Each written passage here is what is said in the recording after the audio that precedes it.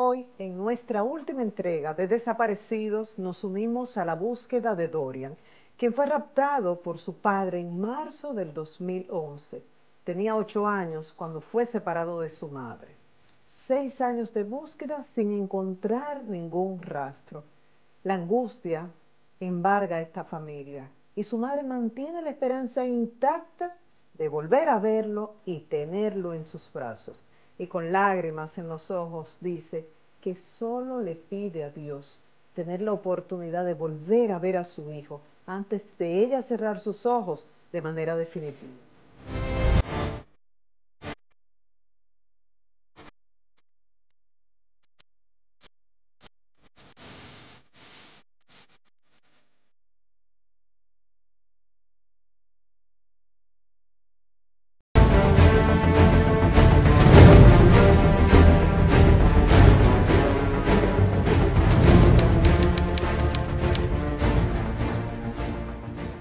María Virginia, gracias por permitirnos unirnos a esta búsqueda justa de Dorian. Sabemos que vamos a remover momentos muy dolorosos, pero son necesarios.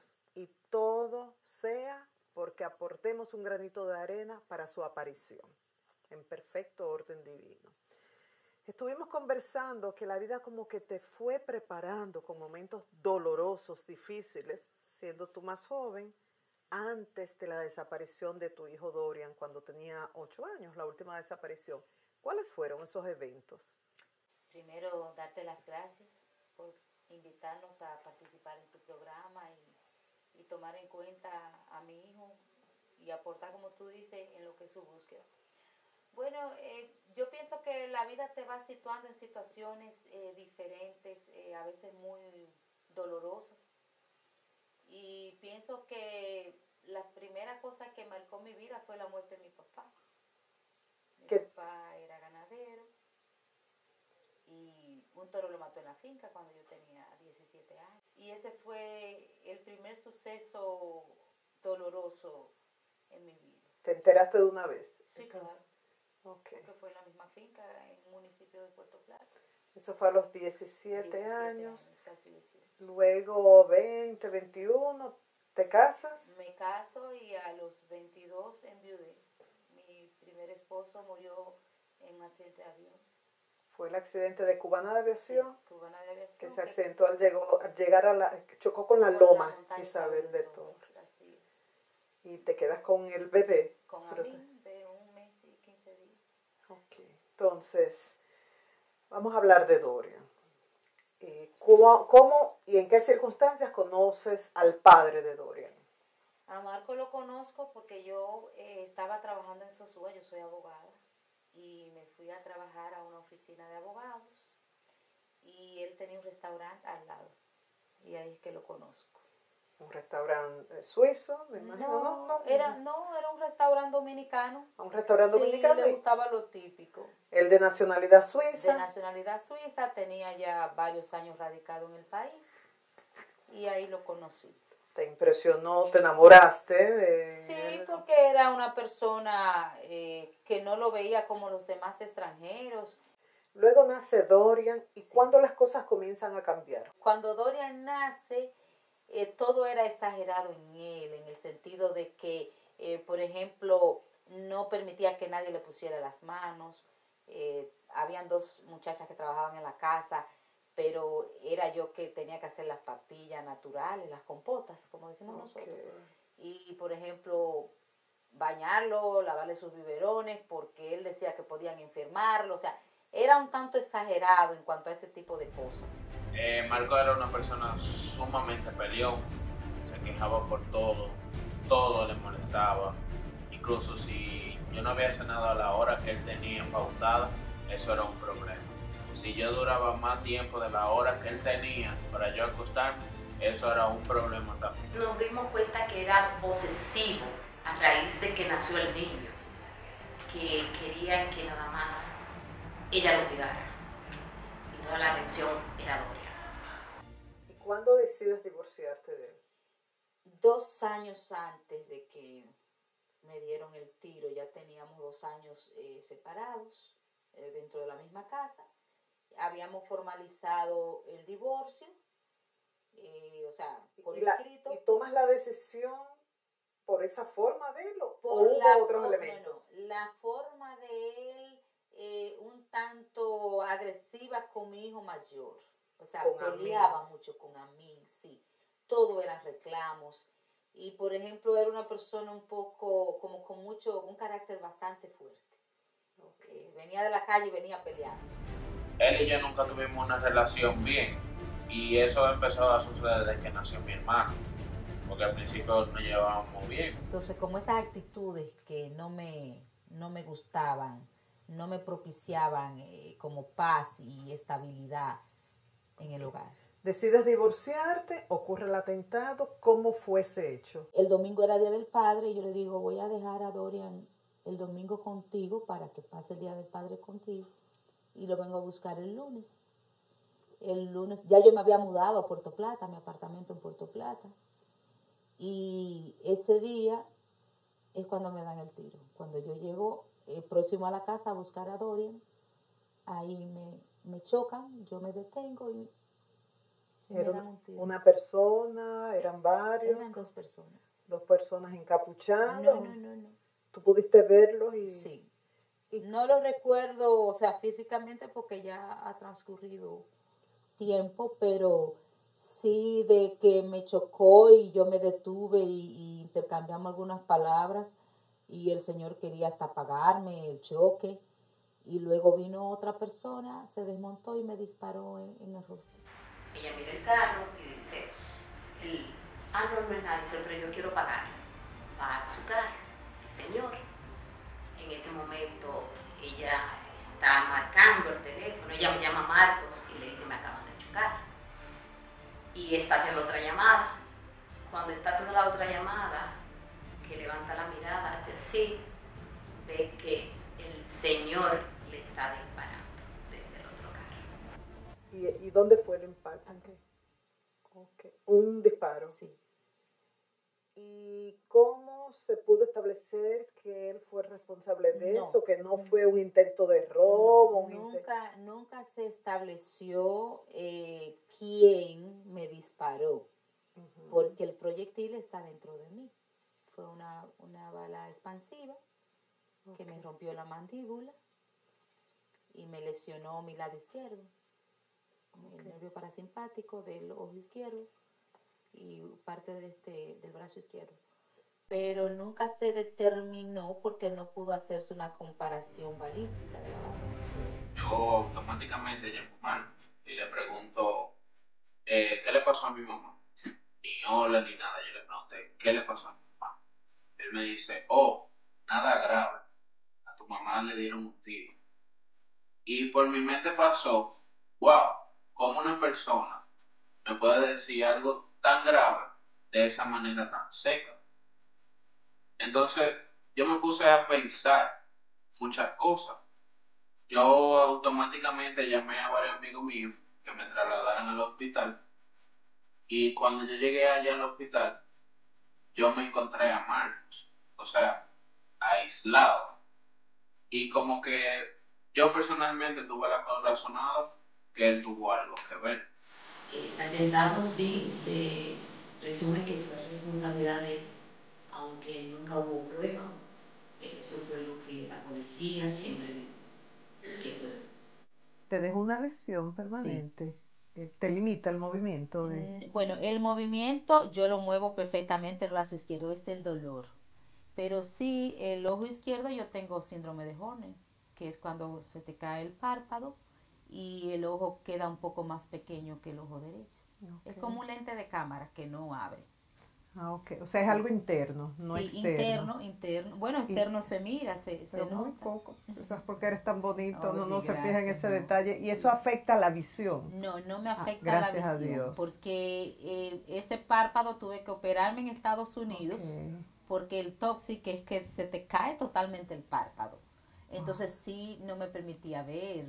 Ya tú estás recuperada por varias operaciones que te han hecho. Claro. Y con el dolor tienes que tomar analgésicos. Yo tomo pregabalina constante de 300 miligramos. Y cuidándote además de los efectos secundarios de estar sometido a un medicamento de manera permanente. ¿Y usted ha dado algún permiso para su hijo ir a Costa Rica? Digo, no. Mirar que es su cumpleaños y que tú no puedes estar con tus hijos, y te estás perdiendo los mejores años. El cariño de tu hijo. O sea, es una situación muy difícil.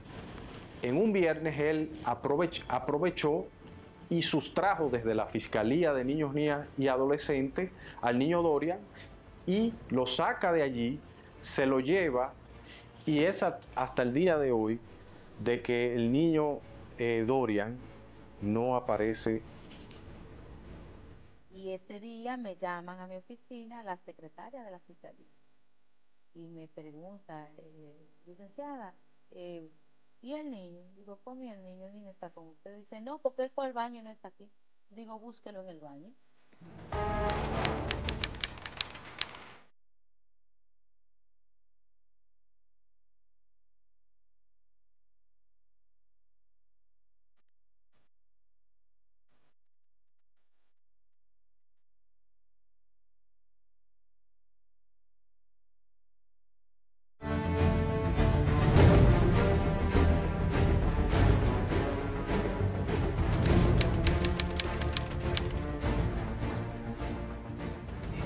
Entonces fue un atentado. Y cuando pasemos entonces al 2010, cuando ocurre la primera desaparición de Dorian. Exacto. En el 2010, en julio, él, como teníamos un acuerdo de visita, la guarda la tenía yo, él veía a mi hijo de viernes a domingo. ¿Tú hasta ese momento no sospechabas de que él podía hacer algo así? No, jamás en la vida, jamás. Okay. Entonces, ese fin de semana él me dice, mira, como yo llamaba al niño en la mañana para ver cómo amaneció a mediodía, o sea, como a las 2, a ver si comió, cómo estaba. Nosotras las madres. Exacto, a las 7 de la noche, mira, cenaste, duerme bien. Él a las 4 de la tarde, 4 más o menos 5 me llama y me dice, mira, yo voy para Samaná con Dorian, al cumpleaños de un amigo, por si llamas, porque para allá no hay mucha señal. Digo, ok. Como a eso de las 7, entonces él me llama. Ya llegamos. Deja ponerte al niño. O sea, él se adelantó. Me pone al niño.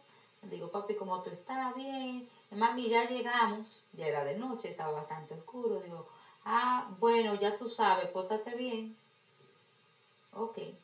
Al otro día había una actividad en Puerto Plata que era del Comité Pro Puerto, que se estaba demandando la carretera de 4 carriles, y yo estaba en esa manifestación. En un momento dado se para la marcha porque había un problema con la entrada de los camiones al pueblo. Y vibra mi celular y era mi secretaria. Y me dice, mire, doña, le están llamando, es de la embajada, la embajadora de Costa Rica. Digo, ¿y qué quería? Dice, no, que se va a llevar a su hijo a un orfanato. Digo, ¿de qué usted me está hablando? Yo pensaba que era como un relajo, una lata, como decimos nosotros los dominicanos. Entonces dice, ¿ella quiere que le haga una conferencia? Digo, yo sí. Ella la llama y me dice, buenas tardes, yo soy Joana Lee, la cónsul dominicana, perdón, de Costa Rica en la República Dominicana. Usted es María Dorrego, sí. Usted es la madre de Dorian Estrada Dorrego, sí. Señora, ¿y usted ha dado algún permiso para su hijo ir a Costa Rica? Digo, no. Pero nosotros habíamos ido a Costa Rica como 2 o 3 años antes. Yo pensé que era cualquier situación con relación a ese viaje que estaban preguntando. Y me dice, bueno, señora, ¿y dónde está su hijo? Ahora digo, está con su papá en Samaná. Y me dice, no, señora, su hijo está en Costa Rica. ¿Y tú? Me tuve al morir. O sea, en ese ¿qué? momento no, yo me quedé, ¿qué? Y me salí de la manifestación, andaba con mi sobrino Roniel, casi me desmayo, el impacto, digo, ¿y quién secuestró a mi hijo? Y me dice, está con un señor que dice ser su papá. Se llama Marco Estrada. En el 2010, María estaba en una actividad en Puerto Plata y la llaman de la embajada de Costa Rica y le preguntan que dónde estaba Dorian, que si ella era la madre de Dorian. ella al principio entendía que era mi cuñado haciéndole una broma. Me cuenta que tienen 2 pasaportes falsos, el padre tenía 2 falsos, el niño 2 falsos costarricenses, ambos, los 4. O sea, 2. 2 cada uno, y el papá tenía una licencia de conducir costarricense y un documento de identidad como una especie de cédula costarricense. Fueron muchas gestiones que él hizo. Claro, o sea, muchas gestiones, y me dice, también tiene un pasaporte dominicano. Digo, no, el niño no tiene pasaporte dominicano, tiene pasaporte suizo y lo tengo yo. Dice, bueno, también hay un pasaporte dominicano. Durante las investigaciones del raptor Costa Rica, pudimos ver que durante el tiempo que ella estuvo hospitalizada, sacó al niño pasaporte dominicano, sin malgrado, hemos gusto saber. Inmediatamente me fui a casa de mi hermana, al negocio de mi hermana y su esposo, y entonces le digo, bueno, deme su teléfono y yo la llamo ahora. Luego le devolví, le pregunté el teléfono de la embajadora dominicana en Costa Rica, y la llamamos, que era la señora doña Donaida Medina, que ahora es la embajadora en Venezuela, una señora muy amable, y te ayudó. Sí, me ayudó, y me dijo, bueno, ya yo estaba camino a Santo Domingo a buscar visa porque al otro día salir ella rápidamente para allá. Buscarlo. Entonces ella me llamó en la noche y me dice, bueno, si usted autoriza, lo podemos mandar custodiado por un oficial de migración y devolverlo allá para que usted amanezca con su hijo. Y así lo hizo. Y así lo hicieron. ¿Y qué pasó con él? Cuando él llegó, ya había orden de arresto contra él, y él duró 3 meses detenido ya en la cárcel. Por varios delitos, entre estos... Sustracción, no, solamente por el traslado ilícito internacional y retención ilegal de mi hijo. Nada de falsificación de documentos. No, porque en este momento era eso, pero sí le añadimos luego la falsificación también de documentos. Entonces, pero cuando él viene, cuando buscamos la certificación de pasaporte, nos enteramos de que él le sacó ese pasaporte dominicano a mi hijo cuando yo estaba interna, producto un año antes del atentado. ¿Y todo eso lo hizo acá? Sí. En complicidad con alguien o con algunos. Exacto. Entonces, después de este hecho, ya tú tomas medidas. Después de ese hecho, yo no llevo el niño a verlo a la cárcel, porque no voy a someter a mi hijo a esa situación dolorosa. Y luego, cuando él sale de la cárcel, que le varían la medida de coerción, entonces él me cita en la fiscalía alegando de que yo he violado el régimen de visita, que no le permito ver el niño. Yo digo, eso no es verdad, lo violó él porque se llevó a mi hijo. Y ahí es que se produce lo del 2011. Se produce. Pero antes de llegar a esa desaparición, ¿cómo reacciona el niño ante un padre que se lo lleva a Costa Rica, un padre que lo detienen en Costa Rica, a él lo mandan con un oficial de migración solito? Él como con 7 añitos tenía cuando eso. Con el papá, no lo mandaron solito. Cuando regresa acá, sí. Pero tú dices que estuvo preso allá. No. A él lo detiene migración, pero la diferencia que hay en Costa Rica era que fue un grupo de personas, por ejemplo, el homólogo del CONANI allá, sí. Con psicólogos, CONANI, fiscal de niños y niñas, inspectores de migración, o sea, todo un conjunto de personas con un protocolo, lo abordan a él y abordan al niño. Y al niño le preguntan que de dónde es, él dice República Dominicana, cómo te llamas, y tu mamá dio mi nombre, y que hace tu mamá es abogada. ¿Y dónde viven? En Puerto Plata. Y ella sabe que tú estás aquí, dice él, yo no sé, porque él tenía 7 años cuando eso. Y el papá le había dicho que iban a ir a pescar por un día. Entonces María Virginia, Dorian llega y su papá y toda la familia, cuentas que estaba allí presente en el aeropuerto recibiéndolo. Así es. Entonces cuando él llega yo le digo, papi, vinimos a recibirte todos, la familia completa. Y el papá lo traía agarrado de mano y detrás venía el oficial de migración de costarricense. Y él me dice, no me mire así, que fue por un día que me lo llevé a pescar. Es lo que contestó el papá, pero yo no dije nada. Ahí duramos como hasta las 2 de la mañana, porque eran ya las 2 y algo cuando llegó el vuelo. En lo que migración hacía las gestiones, pero en ningún momento yo le hice saber a mi hijo que eso estaba pasando, sino que fuimos a buscarlo. Fuimos a la familia a recibirlo. Le dijimos que era recibirlo, que fuimos. En ningún momento se le dijo que él fue raptado porque María en todo momento siempre procuró de no decirle nada de lo que pasaba, para que él no se viera emocionalmente afectado. Nos fuimos a la casa, al otro día me preguntó, mami, papi, digo, papi se fue a Sosúa. Okay. Luego en ese proceso él duró 3 meses en prisión. Y a partir de ahí tú limitaste los encuentros. ¿Ya? No, él estaba preso, yo no llevé a mi hijo nunca a verlo porque no iba, primero no le iba a decir a mi hijo tu papá está preso, claro. Tampoco lo iba a llevar a una cárcel, sino que simplemente le decía, papi, lo están investigando. Pero después de ese periodo de tiempo, 3 meses y medio, ¿se vieron ellos? Claro, cuando él sale de la cárcel, me cita en la fiscalía. Que habían acordado de que el padre, el señor Stray, tenía el derecho de visitar a su hijo. Ese régimen se llevó ante una visita ante la Fiscalía de Niños, Niñas y Adolescentes, y es allí donde él comienza los viernes, si más no recuerdo, a visitar a Dorian.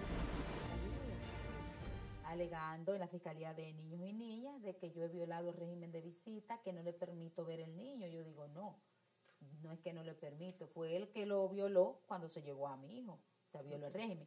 Pero yo entiendo que su papá, o sea, yo no tenía inconveniente en que él viera el niño.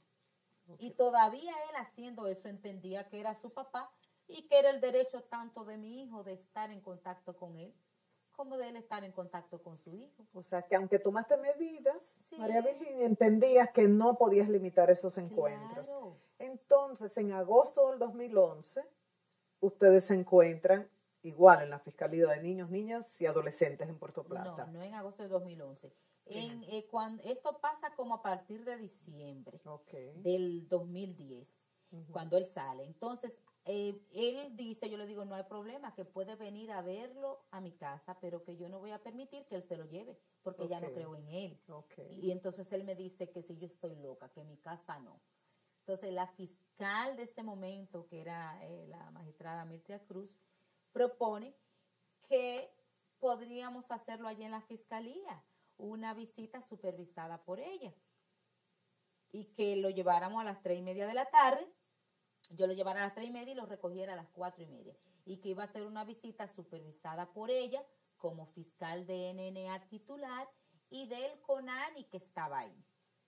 Y bajo esos términos yo consiento en que los viernes él lo vea ahí a mi hijo, porque primero no fue en la calle, sino que era en una institución que tiene que velar por los derechos de niños y niñas. Y así se hace. Y así lo hicimos y fue de ahí que se lo llevó, en marzo del 2011. ¿Y durante qué tiempo? O sea, desde diciembre hasta más marzo. O menos enero a marzo. Hubo encuentros así, de una hora supervisados, o sea, que te dio tiempo a tener confianza de que, esto está funcionando. No, y no solamente esto, hubieron 2 ocasiones que llegué tarde, o sea, o otro día que no podía, y la fiscal me llamó que qué pasaba, que no llevé el niño. Ok, ya entiendo. De diciembre a marzo, esa visita de una hora y algo supervisada por la fiscal y por la representante de CONANI, todo funcionaba bien. Exacto. Hasta marzo del 2011, exacto. ¿Qué pasó ahí?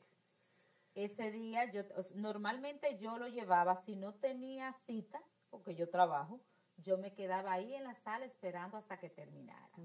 Ese día yo tenía una cita con un cliente y le pido a mi hijo que lo lleve. Y él lo llevó. De hecho, ese día él ni quería ir porque le había comprado una patineta. Él había cumplido año el 22 de febrero. Y entonces él quería jugar con la patineta y andaba con su patineta. Mami, ¿me la puedo llevar para enseñársela a papi? Digo, llévalo. Cuando yo voy a la fiscalía, su padre estaba afuera esperándolo y el niño estaba triste porque no lo dejaron jugar. Y su papá lo saludó y él lo saludó como enojado, como que, oh, sí, papá. Luego yo entro a la oficina agarrado de mano con el niño, porque el niño saludó, como digo, al papá como normal. Entonces yo le digo a la secretaria, mire el niño, te lo estoy entregando, y yo se lo entrego y me voy. Cuando yo vuelvo y bajo el negocio de mi familia, mi tío me llama a la oficina y me dice, a mí, ¿dónde está tu hermano? Y yo le digo, en la fiscalía, ¿por qué? Y me dice, oh, llamaron de la fiscalía que el niño no está allá. Y ese día me llaman a mi oficina la secretaria de la fiscalía y me pregunta, licenciada, ¿y el niño? Digo, ¿cómo y el niño? El niño está con usted. Dice, no, porque él fue al baño y no está aquí. Digo, búsquelo en el baño. Claro. Ella me cierra y a los pocos minutos Perdón, me llama. ya tu corazón me imagino que comenzó a No, latir más honestamente, rápidamente. no, honestamente, no pasó por mi cabeza.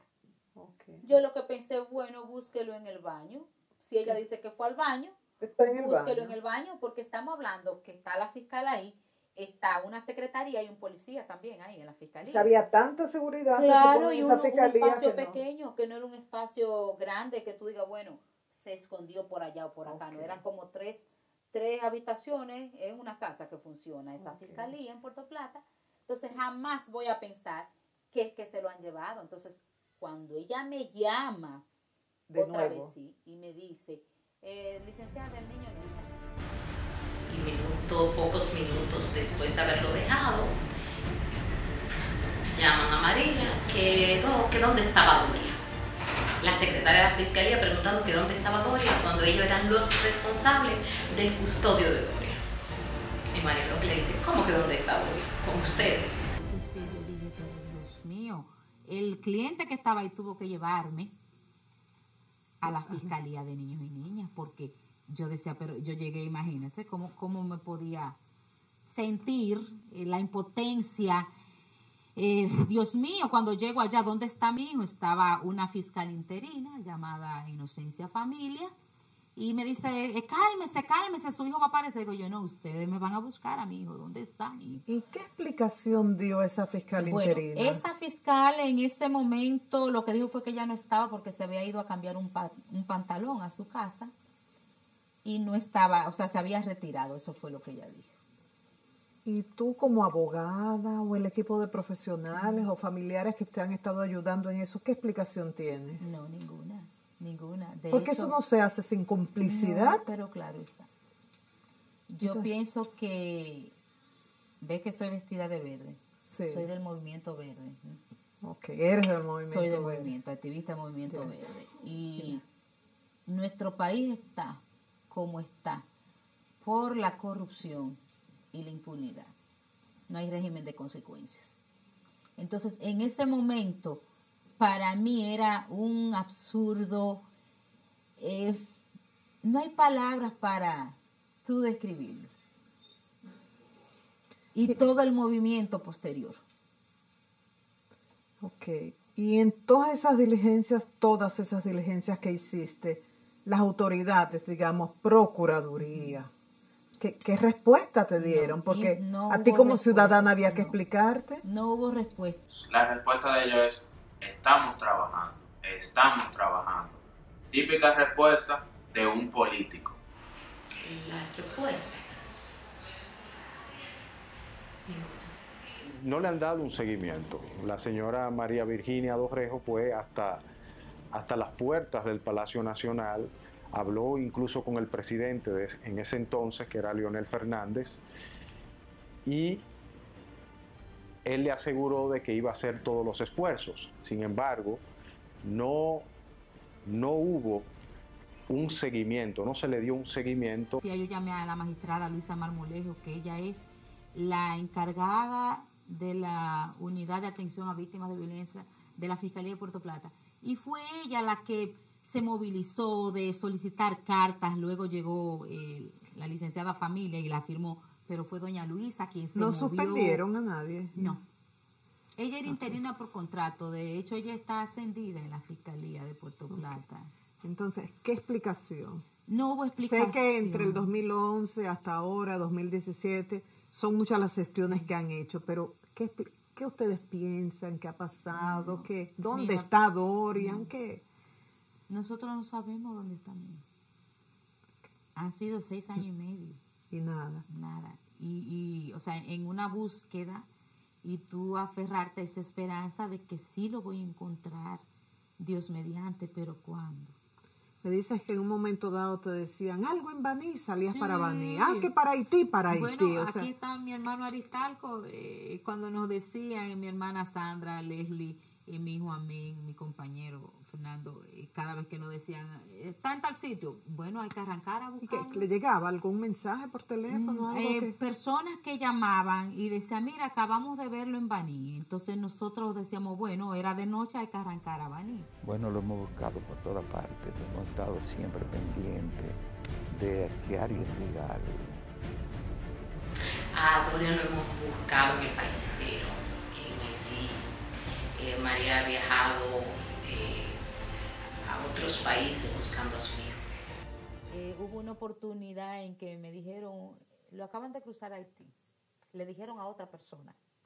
Y ese mismo día habían llamado a la Fiscalía de Puerto Plata y le habían dicho que estaba en Jimaní. Cuando yo me comunico con el magistrado Madera Arias, que era parte de la comisión, el procurador Madera Arias, que ahora es del Tribunal Superior Electoral, ya ellos estaban en Jimaní. O sea, hubieron dos informaciones, una que me decía a mí que habían pasado y a ellos les decían que estaban en Jimaní, y montaron un operativo, pero infructuoso, entonces nosotros seguimos hacia Haití.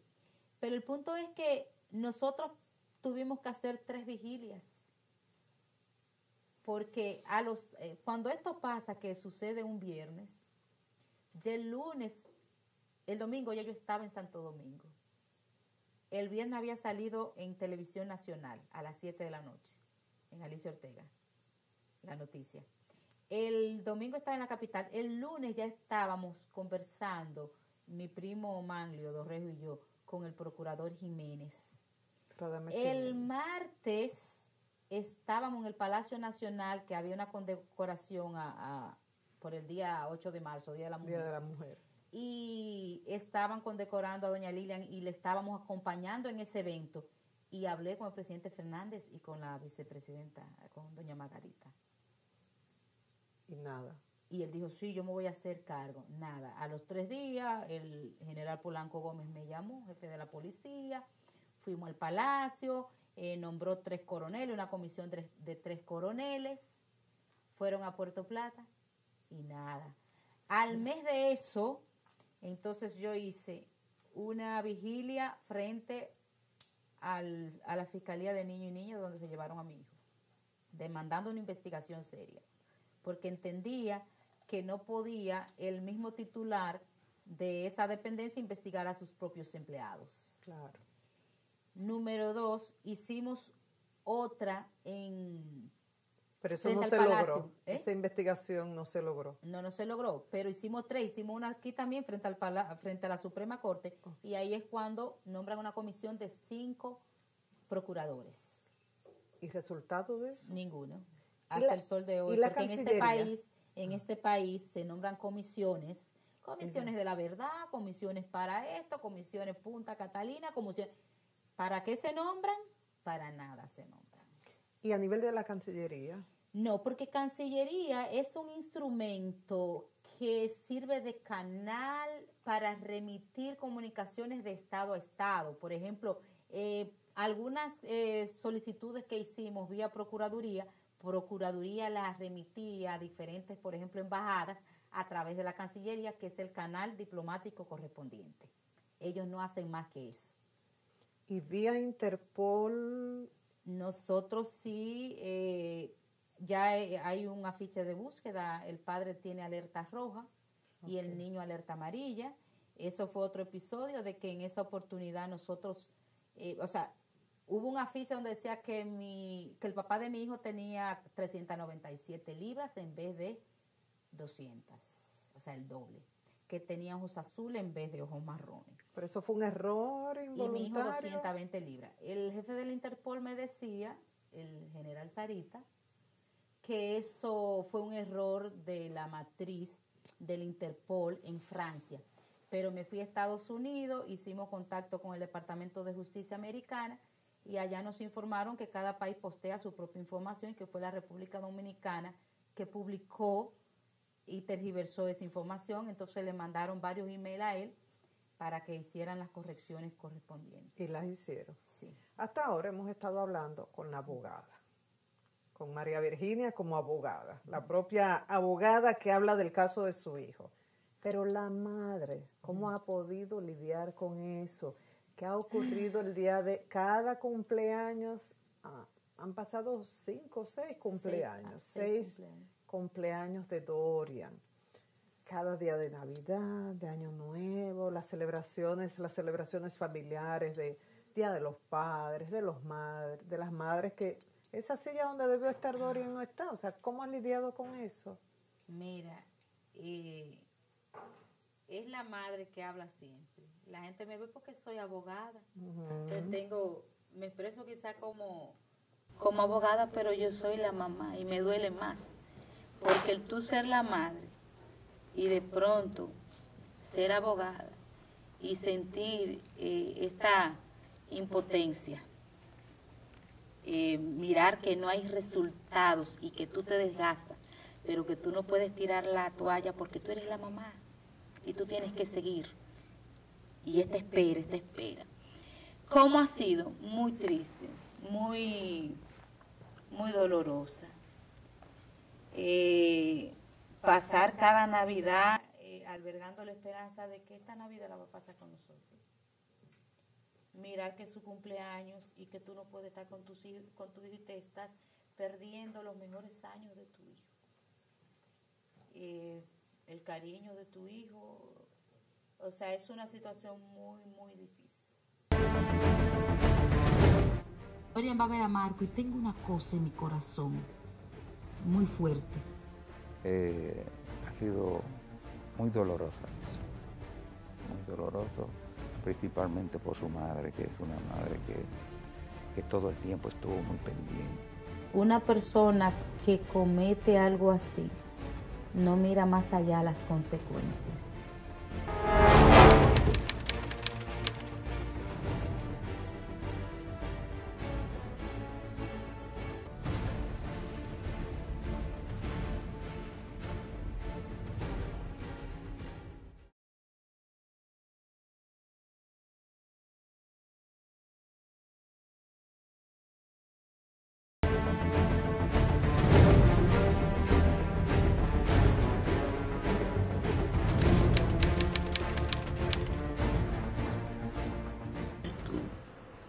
Tus 14 años. Y escribí hace un momento que tengo tu recuerdo de cuando tenía 8 años. Un bebé pequeño, amoroso, tierno. Deseo que Dios te me fortalezca, que Dios te me dé sabiduría y decirte que te amo con todo mi corazón, que eres mi bebé adorado y que mami te espera. Es el mensaje que subiste. Eso fue el día de su cumpleaños en este año, el 22 de febrero. ¿No has pensado, ahora que los chicos están tan activos en las redes, cómo él no ha entrado en contacto con... ¿Has pensado eso? Claro. O sea, y mucha gente me pregunta, ¿y por qué él no te llama? Ya él está grande. Digo, yo supongo o imagino que quizás no tiene contacto en redes, porque ya por la edad que tiene y el mundo globalizado era para que hiciera algún tipo de contacto. Todo pasa por alguna razón, aunque uno no lo entienda. Y es parte de tu crecimiento espiritual y tu evolución espiritual. Okay. Y esa fortaleza tú tienes que buscarla siempre en tu interior. Y en ese sentido la iglesia te ha ayudado. Sí. Veo que tienes un cordoncito rojo en tu mano izquierda. ¿Eso tiene algún símbolo, algún significado? Bueno, mira, eso me lo trajo mi sobrino, una virgencita de Perú, mi sobrina Lisandra. Hay quienes dicen que todos estamos conectados por un hilo rojo invisible. Y quien está buscando a alguien está conectado con ese hilo y que en algún momento se van a unir. Entonces eso me cayó a mí así, corroborando quizás y para aferrarme a esa fe de que sí, de que estamos conectados por ese hilo rojo, por ese, y yo le decía a Dorian antes cuando estábamos más pequeños, mami y tú están conectados por el cordón umbilical, estaban conectados cuando tú estabas en mi barriga. Y él decía, ay, no diga eso, porque le daba cosita. Y yo le decía, pero aunque ya no estés dentro de mí, seguimos conectados por un cordón. Entonces, tú sientes que esa conexión sí. se mantiene. Me dicen que antes de la desaparición tú tuviste una corazonada, algo te decía y te fuiste de una actividad en la que estabas. ¿Cómo fue? En ambas desapariciones. En los dos casos, tanto en la primera como... En la primera fue que yo estaba en mi habitación en la noche y de pronto en la televisión, prendo la televisión, está oscura y sale Dorian escrito. Y yo decía, pero ¿qué es eso? Porque Dorian es un nombre poco común. Sí. Y luego 3 veces hizo eso. Y luego el retrato de Dorian Gray. Ah, ya. Esa película, yo no sé si tú la has sí. visto. Esa noche yo vi esa película. Y sentí esa inquietud. Y ese fue el día que él se lo llevó. O sea, el otro día se lo llevó. La primera vez. La primera vez. La segunda vez, yo estaba aquí en Santo Domingo en un congreso de Derecho Constitucional, un congreso internacional. Llegamos un miércoles y era hasta el sábado. El jueves, yo le dije a mi comadre Evelina, Eve, yo me voy. Yo dije, ¿qué pasó? ¿Tú no dijiste que querías ver lo de la habeas data, que era lo que te interesaba más? Digo, sí, pero Dorian va a ver a Marco y tengo una cosa en mi corazón muy fuerte. Dice ella, nada, que no lo vea. Digo, no quiero problemas de que él esté diciendo después que no lo dejó ver o algo. Y yo me fui para Puerto Plata. Algo. ¿Y ahora qué te dice tu corazón? Mi corazón me dice que el momento está cerca. Yo no sé cuándo, quizá. Y quiero aferrarme quizá a creer que sí está cerca porque es demasiado tiempo ya. ¿Y lo sientes saludable? Sí, me he soñado mucho con vida. Con él, sí, claro. ¿Te has soñado con sí, él? Mucho. ¿En qué circunstancias? Lo he visto que me lo encuentro en un sitio, en un parque, y que él me abraza. Y me dice, mami, la última vez me dijo, mami, pero papi me dijo que tú estabas muerta. Y he visto al papá también, rabioso, muy molesto. ¿Y qué tú has sentido en esos sueños? ¿Qué? Lo he sentido muy cerca, como si estuviera conmigo, y lo he sentido abrazado a mí. ¿Y tú te sientes bien? Claro. ¿Y al despertar? Feliz. Muy triste. Al saber que eso no... Claro. ¿Y tu familia? ¿Cómo ha reaccionado? Mira, el rapto parental devasta a todo el mundo. Las desapariciones en sí devastan a todo el mundo. Pero cuando se trata de estos casos de niños, la familia completa, mi mamá, mis hermanas, mis hermanos, mi hijo, a mí. La desaparición de Dorian para la familia ha sido bastante doloroso. Es pensar día a día cómo estará, si estará bien, si habrá comido, si está sano. Un proceso demasiado doloroso. Ha sido muy doloroso eso, muy doloroso, principalmente por su madre, que es una madre que todo el tiempo estuvo muy pendiente. Cada vez que la vemos a ella, pensamos, no se lo manifestamos, pero pensamos en el sufrimiento, en el dolor de ella. ¿Y qué sientes por el padre del niño? Pena. Pena. ¿Por qué pena? ¿Rabia? No, rabia no. Yo pienso que una persona que comete algo así no mira más allá las consecuencias. Y a la larga eso se revierte. No tengo rabia, no tengo rencor, porque el rencor es como ese carbón que te va a estar quemando, o ese saco de papa que tú vas a llevar una semana, un año, 6 años a la espalda, podrido, encima de ti. O sea, eso lo hizo él. Okay. Y me ha herido demasiado profundo en lo más grande de mi vida, que mi hijo. O sea, son los hijos de uno, ¿verdad? Pero en este caso mi hijo Dorian. Entonces, ese dolor ya a mí no me va a quitar. Esa carencia de mi hijo, de estos mejores años, o sea, los mejores años de mi hijo, digo, de su niñez, ya no puede volver atrás. Vamos a ponernos en Dorian. Sí. Este es el objetivo de esta última entrega de Desaparecidos, que todos, vía las redes y las herramientas con que contar, Claro. oraciones, Sí. cadenas de oración, las herramientas con las que cada persona cuente, podamos ayudar a María Virginia a localizar a su hijo. Y que podamos verlos acá. Claro que sí. Pronto, juntos, abrazándose. Amén. Y para contribuir con eso, si estuvieses viendo, ya para terminar, si pudieses dirigirte a Dorian, ¿qué le dirías? Ya para terminar esta entrega e imaginarnos que pronto vamos a estar aquí los tres y celebrando. Y con esa mentalidad y ese enfoque terminamos esta entrega, pero sobre todo con ese mensaje, imaginándote que Dorian está aquí y te está escuchando. Que lo amo con toda mi alma, que lo espero, que no hay un día que no piense en él y que no hay un día que no lo abrace, porque lo abrazo. Lo abrazo con toda mi alma y espero fundirme en ese abrazo real, no imaginario, real.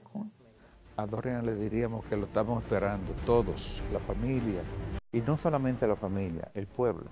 Si Dorian tuviera que comer que lo ama.